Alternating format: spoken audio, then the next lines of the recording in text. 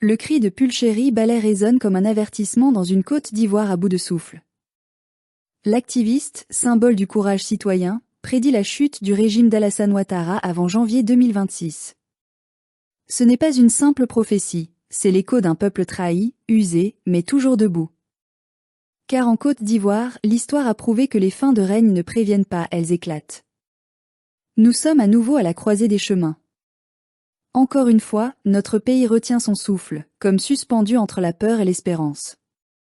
Pulchéry Ballet a parlé, avec cette audace rare qui dérange les puissants et redonne courage aux humiliés. Elle a dit ce que beaucoup pensent tout bas, mais n'osent plus dire, le régime Ouattara tombera avant janvier 2026. Et qu'on le veuille ou non, ces mots réveillent des souvenirs, des blessures, mais aussi un pressentiment collectif. Car en Côte d'Ivoire, les fins de règne se devinent avant de se prononcer. Nous nous souvenons.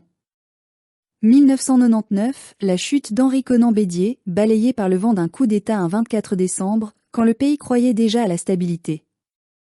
2002, la rébellion contre Laurent Gbagbo, préparée dans les ombres de l'Hexagone et déclenchée dans la nuit, pendant que le monde dormait.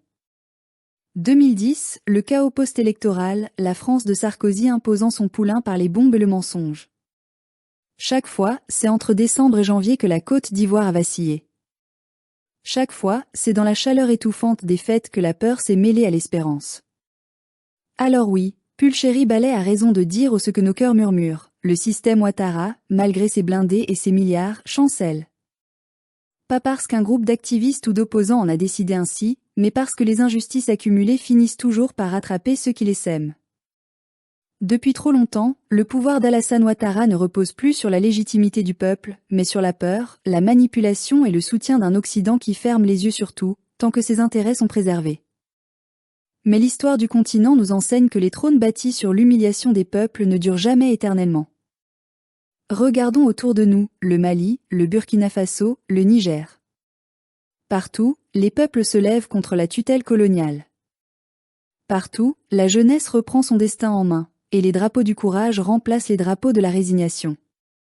Et nous, Ivoiriens, que faisons-nous? Combien de temps encore allons-nous supporter de voir notre pays confisqué, nos richesses pillées, notre avenir étouffé? Nous voyons un président, à la tête d'un 4e mandat que la Constitution elle-même rejette, jouer avec les nerfs d'un peuple qu'il prétend aimer. Nous voyons une opposition divisée, hésitante, parfois complice par son silence ou ses calculs. Et nous voyons une jeunesse déchirée entre la peur d'affronter et la honte de se taire. Mais la vérité est simple, la Côte d'Ivoire ne pourra pas indéfiniment vivre sous la chape de plomb du RHDP. Le peuple observe, silencieux, mais ce silence n'est pas de la soumission, c'est celui de la tempête avant l'éclat. Car un peuple peut être fatigué, mais jamais définitivement dompté. Ce pays, le nôtre, a été fondé sur des luttes et des résistances. Il a vu tomber Houphouët, Bédié, Guéhi, Gbagbo, chacun à son heure, chacun à sa manière. Et si le régime actuel pense que la peur suffira à retenir la colère, il se trompe. Le temps a toujours raison du mensonge. Nous le disons avec lucidité, nous ne voulons pas la violence. Nous ne voulons pas voir à nouveau nos rues ensanglantées, nos mères en deuil, nos jeunes abattus pour avoir crié justice. Mais il faut que le pouvoir sache et que la communauté internationale entende que la patience d'un peuple a ses limites. L'injustice permanente est la pire des provocations. Le président Ouattara croit peut-être que son armée, ses alliances étrangères et son image internationale le protégeront. Mais il oublie que les rapports de force changent. La Russie, la Chine, les BRICS. Le monde bouge, les équilibres basculent. L'Occident n'est plus seul maître du jeu africain. Et les peuples, désormais, savent qu'ils peuvent dire non. Ce non est en train de grandir en Côte d'Ivoire. Il n'a peut-être pas encore explosé, mais il est là, dans les cœurs, dans les foyers, dans les conversations étouffées des quartiers populaires. Nous ne savons pas si Pulchéry Ballet a raison sur la date. Mais nous savons qu'elle a raison sur le fond. Un pouvoir illégitime ne dure jamais. Il peut retarder sa chute, mais il ne peut pas l'empêcher. Et ce qui vient ne dépend plus des calculs politiques, mais du réveil moral d'un peuple. Alors oui, nous avons encore de l'espérance. Nous croyons qu'un jour, la Côte d'Ivoire retrouvera sa souveraineté pleine et entière. Nous croyons que les fils du pays, de toutes les régions, de toutes les confessions, marcheront à nouveau ensemble, non pas pour un homme, mais pour une idée, celle d'une nation libre, digne et juste. Mais pour que ce rêve devienne réalité, il faut que chacun assume sa part de responsabilité. Les intellectuels doivent cesser de se taire. Les artistes doivent redevenir la voix du peuple. Les opposants doivent cesser de calculer et se souvenir qu'ils doivent leur légitimité à la douleur de ceux qui sont morts pour la cause. Et les citoyens doivent comprendre que le changement ne vient pas des prophètes, mais du courage collectif. La prophétie de Pulchéry-Ballet n'est pas une prédiction magique. C'est une mise en garde. Un appel à l'action, à la conscience, à la dignité.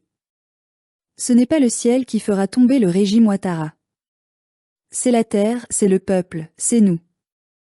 Car l'histoire de la Côte d'Ivoire ne s'écrit pas à Abidjan, dans les palais dorés. Elle s'écrit à Gagnoa, à Korogo, à Bouaké, à Daloa, dans les ruelles poussiéreuses où des femmes refusent de mourir de faim, où des jeunes refusent de perdre leur avenir, où des patriotes refusent d'oublier. C'est là que naît la vraie révolution. Et quand elle éclatera, elle ne demandera pas la permission. Nous ne savons pas ce que sera janvier 2026. Mais nous savons une chose, le peuple ivoirien est prêt à écrire un nouveau chapitre de son histoire. Pas pour détruire, mais pour reconstruire. Pas pour se venger, mais pour se libérer. Et dans cette libération, il y aura la mémoire de ceux qui ont souffert, la voix de ceux qu'on a fait taire, et la foi de ceux qui croient encore. Parce que nous sommes un peuple debout. Parce que la Côte d'Ivoire mérite mieux qu'un pouvoir confisqué. Parce qu'aucune force, aucune armée, aucun empire ne peut éternellement retenir le cri d'un peuple en marche vers sa dignité.